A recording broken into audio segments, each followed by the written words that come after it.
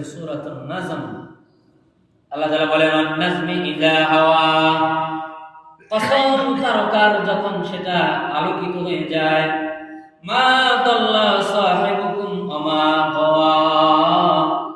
নবী সাল্লাল্লাহু আলাইহি ওয়াসাল্লাম যখন মেরাজের এই আশ্চর্য অলৌকিক ঘটনা বয়ান করতেছিলেন, সাহাবায়ে কেরাম তো বিনা দ্বিধায়, বিনা জিজ্ঞাসায়, বিনা প্রশ্নে মেনে নিলেন। কিন্তু সব জামানায় কিছু স্থূল বুদ্ধি সম্পন্ন মানুষ থাকে যারা ইসলামের সহজ সরল কথাকে অত সহজ সরল ভাবে মানতে চায় না।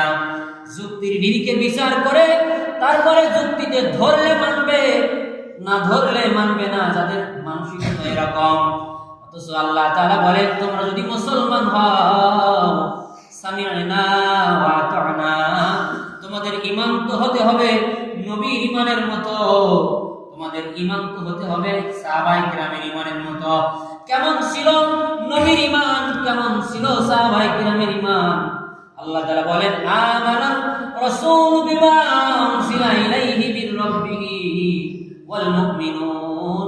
বলে আমার নবী যেভাবে, আমার নবীর সাথে সাহাবায়ে কেরাম যেভাবে সামি'না ওয়া আতা'না, শোনার সাথে সাথে আল্লাহ তাআলার বিধানকে যেভাবে মেনে নিয়েছে, যতক্ষণ পর্যন্ত তোমাদের ঈমানকে এই পর্যায়ে না নিয়ে যাইবা, লিখে রাখো আমার রাসূল আর সাহাবায়ে কেরাম হলেন ঈমানের মাপকাঠি।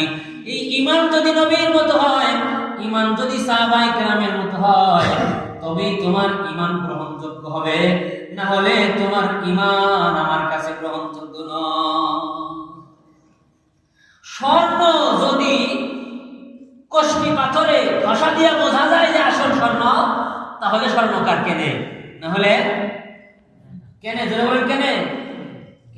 ঠিক তেমনি আপনার ঈমান যতক্ষণ পর্যন্ত সাহাবায়ে কেরামের মতো না হবে, যতক্ষণ পর্যন্ত রাসূলের ঈমানের মতো না হবে, ততক্ষণ পর্যন্ত আপনার আর আমার ঈমান গ্রহণযোগ্য হবে না। কার কাছে? যতই আপনারা বলেন না কেন যে আমি ঈমানদার, আমি ঈমানওয়ালা, হ্যাঁ ঈমান অবশ্যই আছে, তবে আপনি নাজাত পাওয়ার মতো ঈমান পেতে হলে অবশ্যই সাহাবায়ে কেরামের ফরমায় পড়তে হবে। যেমন তারা নবীজির মিরাজের আশ্চর্য ঘটনাকে শোনার সাথে সাথেই কি